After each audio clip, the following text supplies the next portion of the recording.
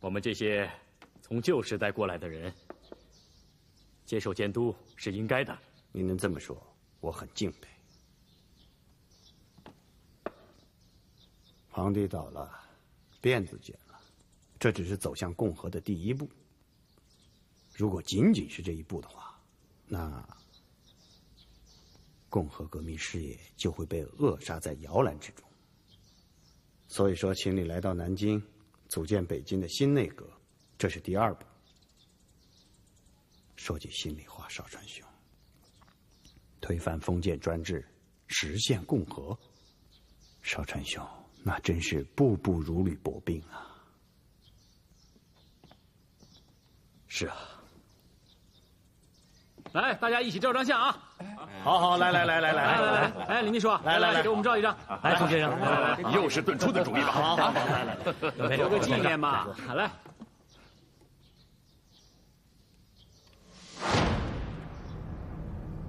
议长先生，各位议员，兄弟我这次代表袁世凯总统到南京来，同孙中山总统诚恳协商。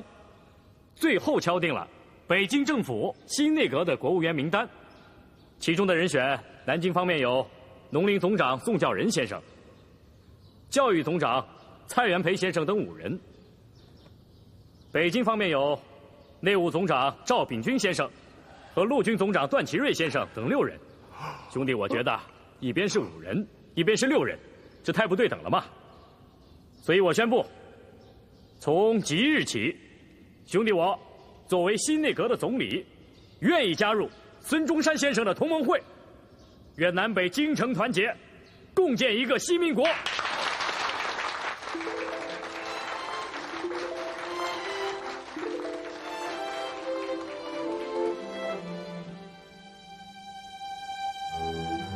南北统一，约法告成，新内阁成立。我孙文今至临时参议院宣布，即日解除临时大总统之职，权力移交北京袁世凯大总统。从今往后，我孙文将是中华民国一普通国民。也愿临时参议院迁移北京之后，切实履行临时约法赋予民主之权利，勉励政府恪守民权，同尽天职，此愿。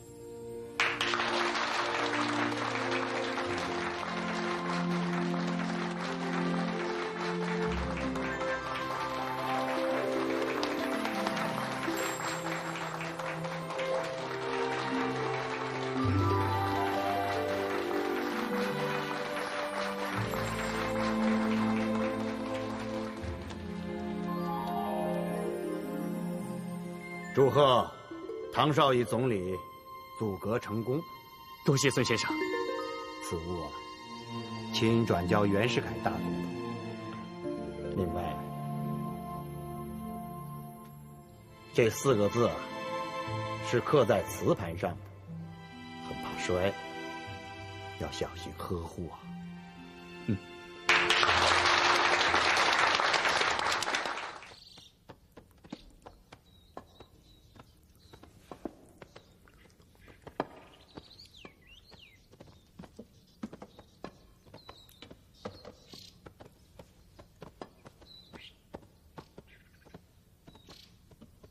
大总统，这里是办公室附加的小卧室。哦，大总统累了，可以在这儿休息一下。好。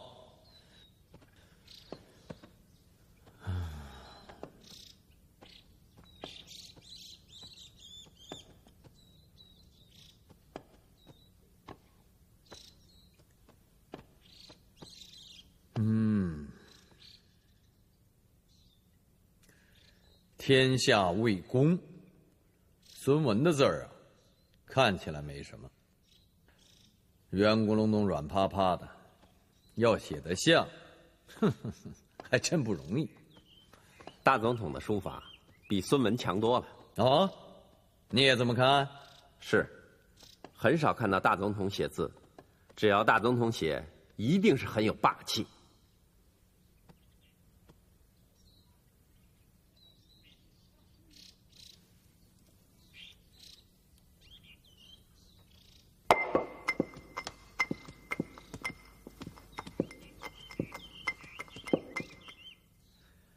唉，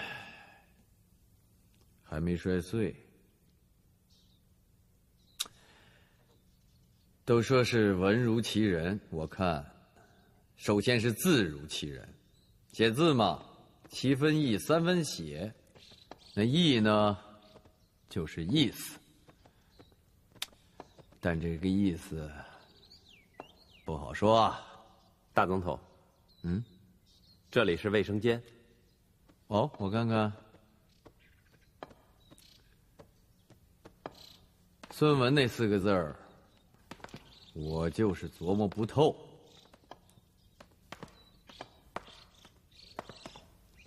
你看啊，这过去天下是皇上，那个家天下。大总统，这个是抽水马桶，这个是放水的，好，那个是洗手池，可现在呢是民国了，天下不再是皇上的，可这宫中有司，司中有公，做人办事儿往往都是公私兼顾，从来就没有这么纯粹的事情。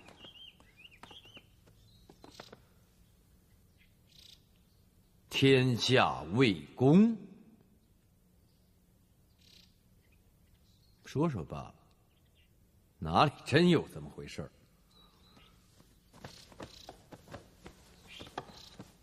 这边是个小餐厅，哦，那边还有个大餐厅。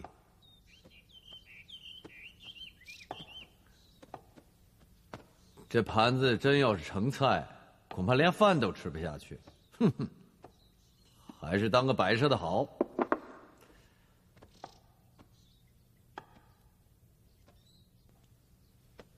议员们都安置好了？报告大总统，都安置好了。他们一半是南方人，暂时寄居在财政学堂的宿舍里。可要照顾好他们，要像老太爷一样恭着、敬着，多烧香。今后我们无论干什么事儿，都得指望着这帮子爷。切，他们现在倒是挺满意的。当政府的5国大借款借成了，政府有了钱，咱们给他们每人买1套宅子。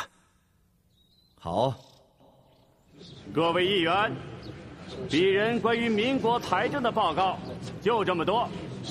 谢谢议长先生，谢谢各位议员。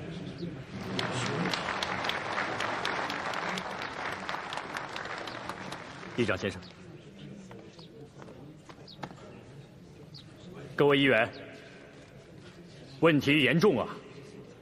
我看这民国1年的财政赤字，竟有2万万8千万，全靠借债过日子，这日子没法过，是怎么回事啊？内阁的对策也不过是开源节流4个字，可节流又能节到哪儿去呢？政府的公务员已经有好几个月拿不到薪水了。开源呢，要立竿见影，就要增加赋税，这对工商界不利，也增加了国民的负担，不是个好办法。从长远看，只有成立国家的中央银行，才能把金融搞活，把工商业振兴起来，这是根本之计。可这又需要时间，没办法，就只好再向洋人举债。目前，英国的汇丰、德国德华、俄国的道盛、法国汇理和日本正金5大银行联合组成5国财团，要垄断我国政府借款。也就是说，要借款就要向这5国借，否则哪一国都不借给我们。这是要挟垄断，本内阁绝不答应这种垄断。为此，财政总长同比利时国银行协商后，起草了这份向彼国借款的方案，请各位议员审议。 Mr. President, Mr. Tang, this 5 countries loan is really not a business of mine. As a good friend of yours, I think I must come to talk to you about it. Just think about it, Mr. President. The total value of the 5-country loan is 600 million. For the Belgian bank loan, although the terms are slightly better, with all they can manage from this tiny country is only 10 million, the true figure is not comparable at all. Mr. President, your Prime Minister Tang has been saying we 5 countries have been acting as monopoly and is putting pressure upon you. That is not a nice thing to say about a friendly country. 在你们的条款里，你们要派会计监督审计我们的借款用途。说你们垄断要挟还是轻的，你们这是干涉我国的内政。Mr. Tang, this is a large sum of money. We should send our auditor. It's common practice in this business. 狗屁惯例！ Calm down. Don't worry. Terms of the loan are still open for further discussion. Mr. President, I request you speak to your Prime Minister Tang and think seriously about your decision. It could affect diplomatic relations between us. Please excuse us.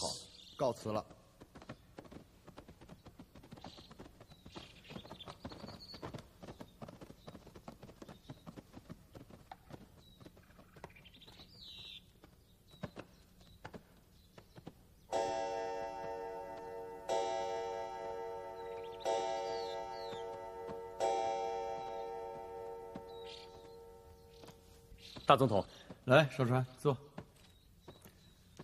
这是内阁议决的抵国借款方案。临时参议院已经通过了，请大总统签个字。大川啊，这5国财团是有些咄咄逼人，可人家拿出来的钱多。这比利时借咱们那点钱，杯水车薪，还是不考虑的好。内阁现在急需要这笔钱，总算聊胜于无，就请大总统签个字吧。你看，现在这西方列强都还没承认我中华民国，总不好一开国就闹崩了吧？小川啊，你的国务院，我的总统府，咱们府院本是一家，应该商议一个妥帖的办法，一致对付参议院。内阁已经通过了，就不劳大总统费心了。照你这么说，我这个大总统，只是你内阁总理的橡皮图章啊！岂敢！大总统绝非是我唐绍仪的橡皮图章。按照约法，参议院决策的事情，就是法律。大总统是不能不签字的。既是如此，那又何劳你来逼我呢？不是我逼大总统，是约法要求大总统这么做。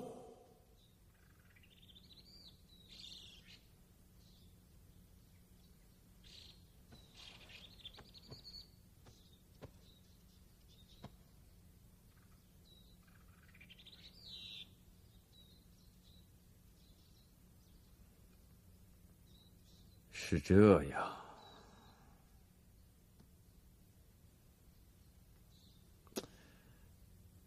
小川呐，你先回去吧，让我再想想。大总统，其实没什么好想的。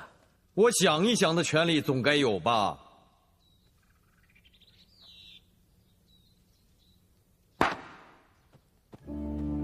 小川，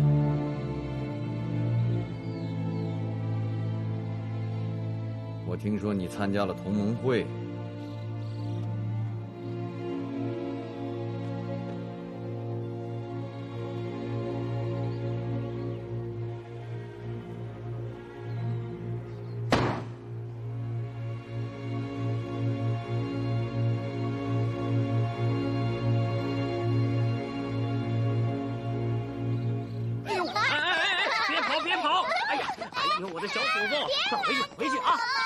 快回去！哎，别跑！哎呀，这摔着怎么办呢？这个啊！哎呦，这谁家的孩子呀？这是啊，总统家亲戚得罪不起，这也太闹你说大总统能召见咱们吗？那怎么不能啊？咱们都是乡里乡亲的，咱们去找他要个事儿干，总有办法的。干事儿，总得给个官做吧？呸！瞧你这德行，连自个儿家那窝猪你都管不好，你还想管人呢？耶，你怎么说呢你？我怎么了？我当不了官，你当。我当，好，你别吵了，待会儿还要见大总统，想想怎么说吧。咱见了大总统，给他磕个头。下一个叫谁呢？来，不是你，老人家，你先来。谢谢。进了，来，走吧。哎，你不能进去。你让他进去吧。看他刚才把你挤成那样。他是我儿子。是啊，他是我儿子。进吧。哎，谢老总，谢老总。我们是站着，别往前别老站。哎呀，大总统，你不能这样做呀。这个王之祥，内阁都已经任命他为直隶总督了。你要是不同意，内阁还可以再研究的嘛。哎，你却直接任命王之祥为南方军宣慰使，还颁发了大总统令，你这是违反约法的。我违法？不是我说大总统违法，是这约法说大总统违法。我说少川呐，别人说倒也罢，你是我北洋的老人儿，你说你何必用约法一遍又一遍的来压我呢？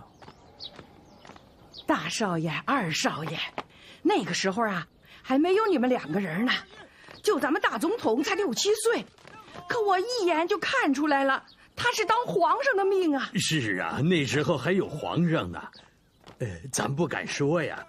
咱们一直憋在肚子里头，这一憋呀，就憋了40多年。是啊，你瞧瞧，这不是憋出个大总统吗？这总统跟那皇上不都是一样的吗？哎，是啊，是啊。谢谢。是啊，您知道家父的小名叫什么？哎呦，那哪能不知道啊！打一小啊，我就抱着他，我还亲过他呢。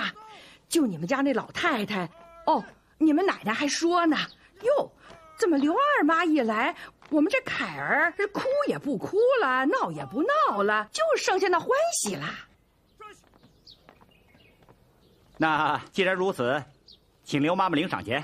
刘妈妈，你看。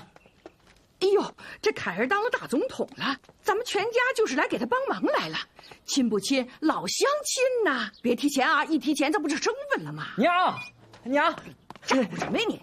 你赶紧去看看吧，这儿的茅房比咱家正房都漂亮。别瞎胡说，过来，叫大少爷、二少爷。大少爷、二少爷，这是我那不懂事的小儿子，要不这么着吧，让他跟着咱们那大总统学点事儿干。对不住刘妈妈。贵公子啊，大才，可家父说啊，现在是民国了，没有皇上，用谁不用谁啊，也不是他一个人说了算，对不对啊？谢谢。刘妈妈，您签个字，您来摁个手印。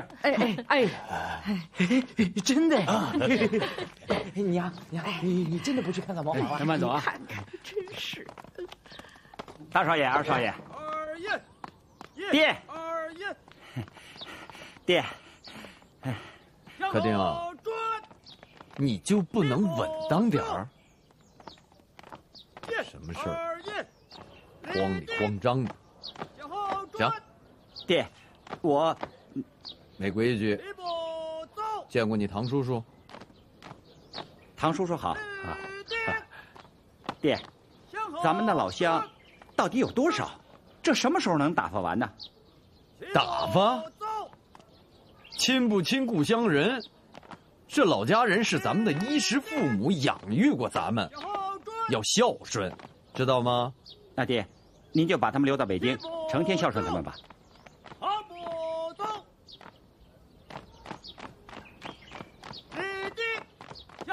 丁啊，我知道你想干大事儿，可这点小事儿你都不耐烦，大事儿也干不成。你这心里头是要打发他们，可越是这样，就越要有孝顺的样子。你看，这孩子，一家人不说两家话。你记住，孝顺，孝顺，只有先顺着，才叫真孝顺。懂了吗？懂了。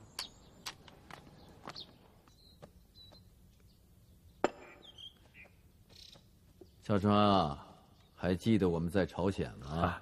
老皇帝了，不值一提。我可是做梦都忘不了啊。朝鲜。哎，少川，你当时还只是一个翻译官吧？甲午那年，朝鲜是战火纷飞呀。当时我撤离的时候，你手拿2支驳壳枪，为我送行。嘿，那份神采，那份艰难，那份交情，小川啊，咱们可是过命的交情。所以，你就一次又一次的毁我的面子。你看，你这是说了什么话呢？笔国借款你不签字，让我丢尽了脸面。这一回没有我的附属，你又擅自下令，简直是大庭广众之下扇我的嘴巴嘛！这就是你的交情？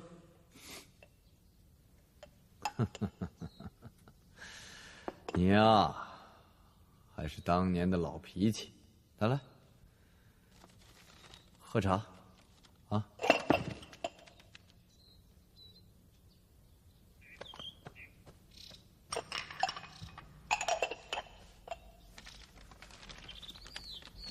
大总统，这那本来就是废纸一张。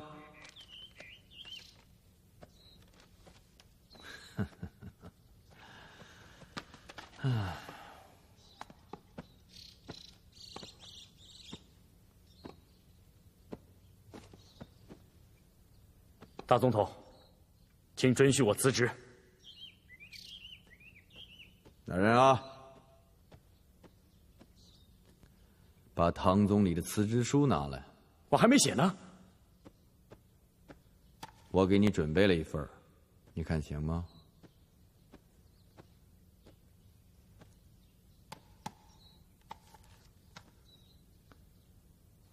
大总统真是我的知己呀！本大总统同意唐绍仪总理辞职，一切待遇不变。真是过命的交情。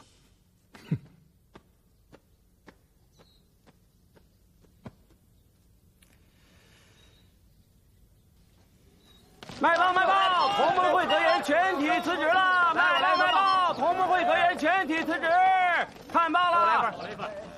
卖报！第一届内阁倒戈喽！看报！特大新闻！看报！卖报！第一届内阁全体辞职！买报！好，给。卖报！看报了！同盟会阁员全体辞职，第一届内阁倒戈。真是岂有此理！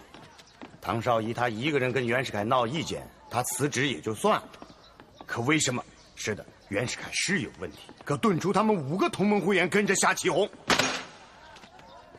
他们本来就不愿意在袁世凯的政府里当官嘛。这哪是他们个人的事呢？这是同盟会党的决议。人家给你个副总统的位置，你不是也不愿意做吗？黄克强，你要气死我！这是。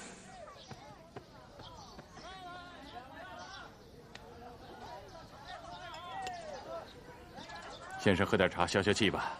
我不喝。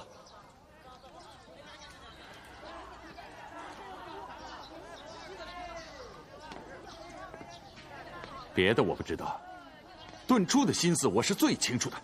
他是想帮助先生改组同盟会，然后联合各大党派组建国民党，以我党的完全责任内阁，掌握政府实权，实现民主政治。顿初的意思，目前这段临时内阁的过渡期，我党不如放弃。糊涂！亏他还是宪政专家。临时的就不要了？不是说我孙文的脾气臭？民主政治哪有什么临时不临时的呢？岂能有片刻速缓？咱又有什么办法呢？咱那5个同盟会内阁成员，人家是集体自动辞职的，临时参议院也不得不同意呀。我估计，现在袁世凯已经提出了新内阁的组成名单了。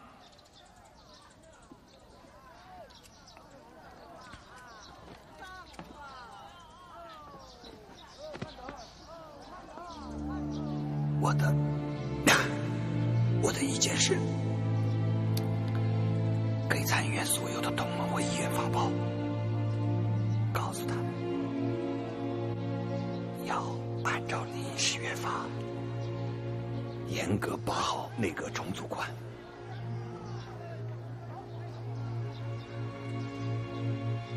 根据临时约法第34条，临时大总统任命国务员，须得参议院同意。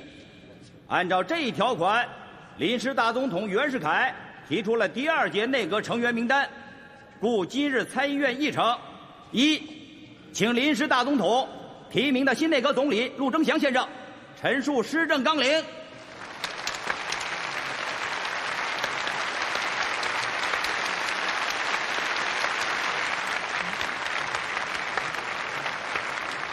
免了免了，这套虚礼就算了。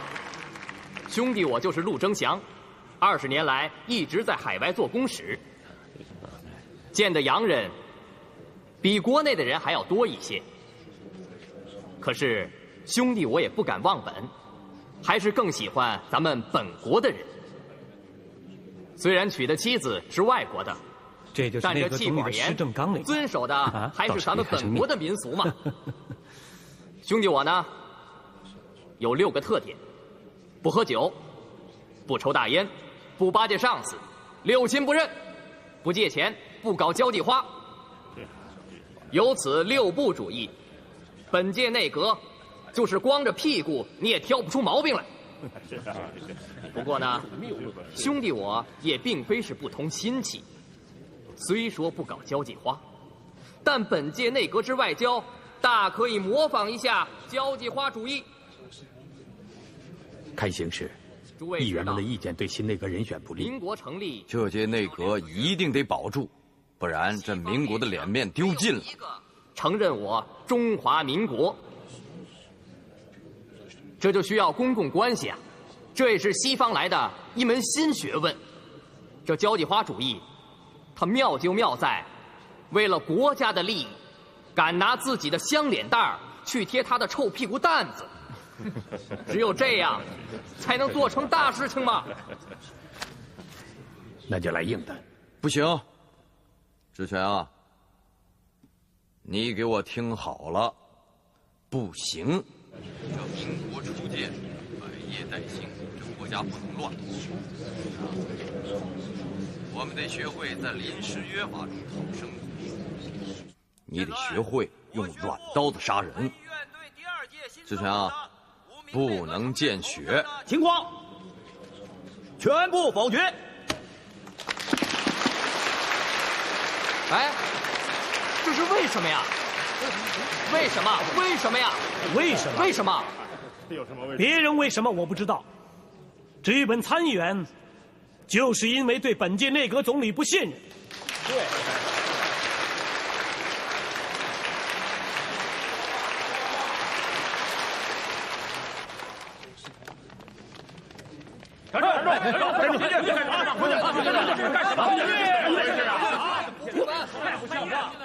不抗议！我们要提出抗议，这是为什么？你们这是干什么？这是临时参议。抗议！你们这是军警干政，是谁让你们来的？你们段总长哪儿去了？我要找他评理。段总长到！大家安静，大家安静，安静下来，告诉大家，这是一个误会。段总长，你这玩的太出格了吧？不敢。议长先生，我是给您和各位参议员送请柬来了啊！请柬？什么请柬？议长先生，恭请议长先生出席陆军部举行的茶话会，也希望各位参议员赏光啊！段总长，你这分明是绑架要挟嘛！罗参议员，你看看我的这些弟兄们啊，既没带刀也没带枪，个个都带着笑脸，心里怀着对民主政治的尊敬。怎么说我这是绑架要挟呢？好，那这么说，我们也可以不去喽。对，不去，我们不去。希望大家给个面子啊！哦，对了，各位参议员刚到北京，都没有备车。本总长向大家保证，届时派专车到各位的府上和驻地，竭诚邀请弟兄们都撤吧。太不像话，太过分了，就是绑架要挟嘛。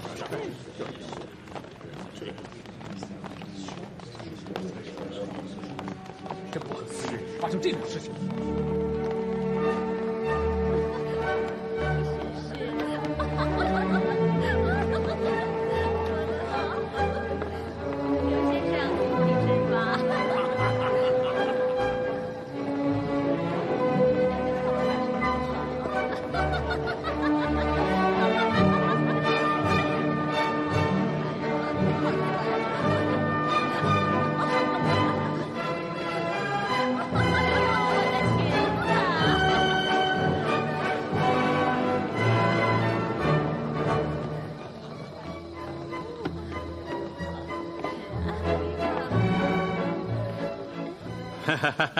各位议员、各位国务员、各位记者，谢谢大家今天来参加我们陆军部举行的这个晚会。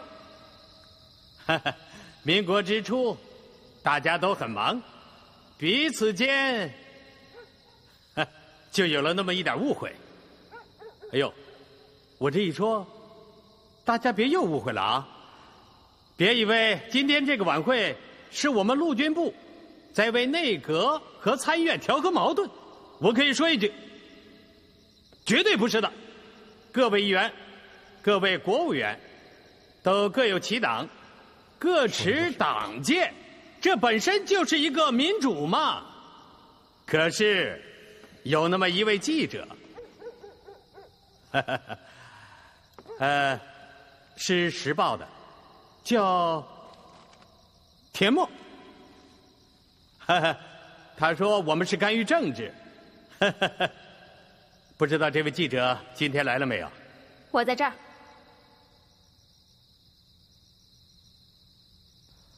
是位女士。段总长的骨子里面还是男尊女卑吧？不敢不敢，你给我一个胆子我都不敢。不过田小姐，为什么说我们是干预政治呢？难道不是吗？言过于重了吧？我们虽是军人，我们也有国家的观念。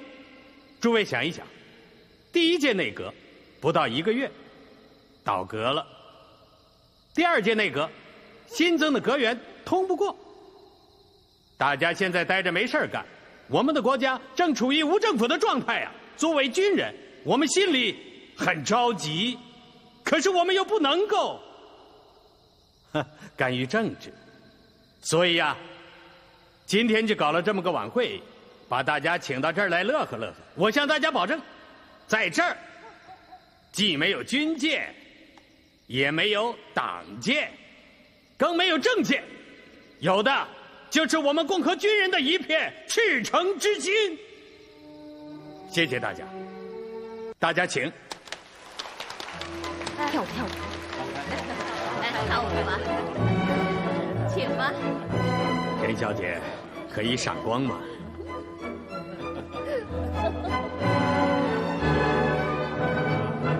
可以，我还得好好跟你学学。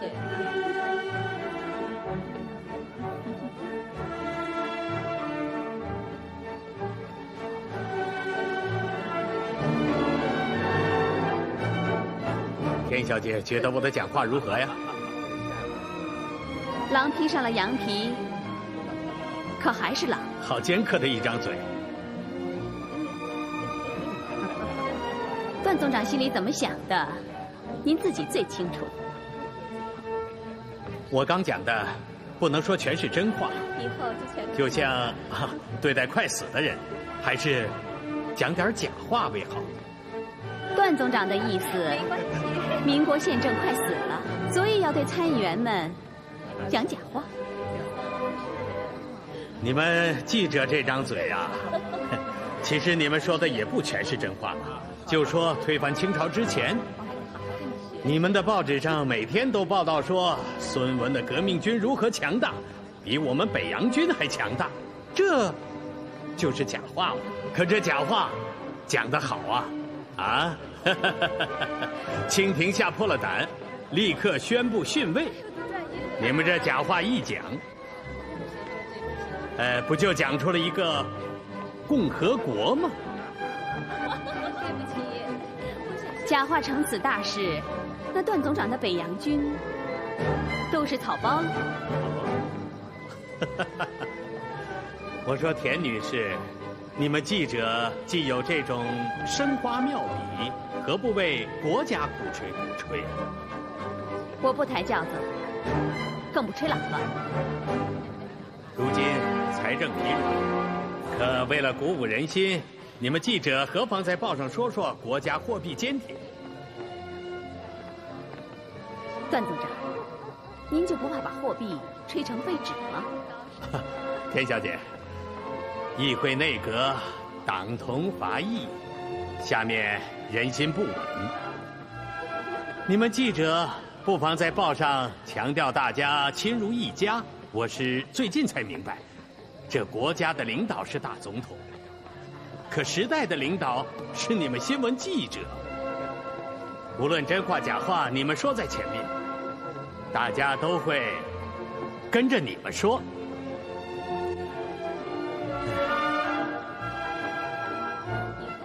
这样一来，我们这个国家也就稳定了嘛！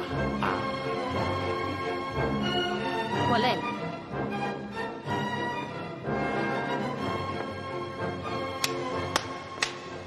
各位参议员，各位军人朋友，各位记者，兄弟，我从10多岁做学生时起就想为国家出力，可是我从没见过这么好的国家。各位参议员怎么想？兄弟，我不敢说。可是我国的军人对我们国务员是如此的诚恳，我就在这儿表个态，今后一定要努力地为国家服务，为民众服务，即使牺牲我个人的性命也在所不惜。谁在这儿说要牺牲性命啊？啊？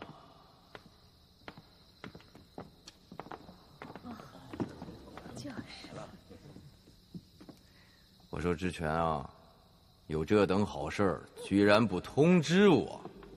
大总统太忙，我怎么敢打扰呢？哎，诸位，我可不是来这里劳烦你们大家的啊。我看看，请问议长先生在吗？